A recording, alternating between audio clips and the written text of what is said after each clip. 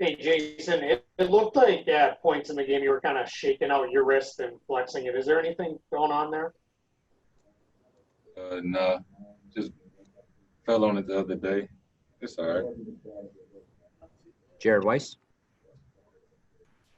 In game 3, they were forcing you to take a lot of shots kind of earlier in your drive, and it seems the last few games you've been able to get both feet set, get to your moves, and get to your looks. What has changed for you? How have you been able to find that rhythm attacking? Just being more patient, figuring out what works, what doesn't, watching the film from the previous game, just trying to build up on that. Davide Cinelato. Hey, Jason, what impressed you the most about your victory tonight? Just how we started.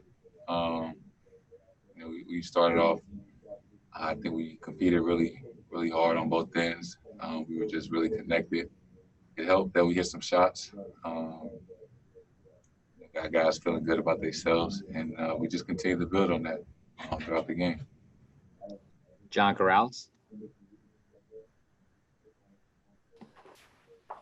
Hey, Jason, there's a stretch there in the second quarter where it looked like Toronto might have made a run, but Brad Wannamaker was actually hit a couple of shots. What did you see out of Brad's performance, and getting that kind of performance off the bench? He was in the right spots, and he was just ready to shoot, and he had some big shots today. And it's the playoffs. Different nights is going to be different guys, maybe unexpected guys off the bench, and to give you that spark, the extra boost that you may need. And Brad played great tonight. We're gonna need him. Sherrod Blakely. Yeah, Jason, you had touched on this earlier about just getting off to a really good start. Guys are making shots. But I wanted to talk to you about the way you guys defended out the gates. I mean, they shot 20% from the field, 11% from three-point range. I mean, that's some, upper echelon defense right now. What was the key to you guys as a group being so successful out the gates at that end of the floor? Like you said, just coming out, following the game plan and knowing, not to wait, just attack first on both ends and just be aggressive. And I think that's what we did. Obviously we had a few mistakes, but for the most part, we competed for the full 48. And that's what it's going to take if you want to win in the playoffs. Abby Chin. Jason, sidebar, you had Lou Brock on your shoes tonight. What did he mean to you personally? Obviously, everybody knows he played for the St. Louis Cardinals. One of the best players ever in MLB, one of the best players to play for the Cardinals. I'm 22. I never got to see him play, but I know what he means to that organization and to the city of St. Louis. And I had the Cardinal Jordan 34s that I designed. I had those on the day, and unfortunately he passed away yesterday. So just wanted to shed some light on that to all the people back home. Brian Robb. Jason, Larry giving you guys all sorts of trouble the last couple of games, but you guys held him to 10 points tonight collectively. How much of a focus was that for you guys going in? What do you think were the keys there? Kyle's a great player. We know that. And we just try to make it tough on him.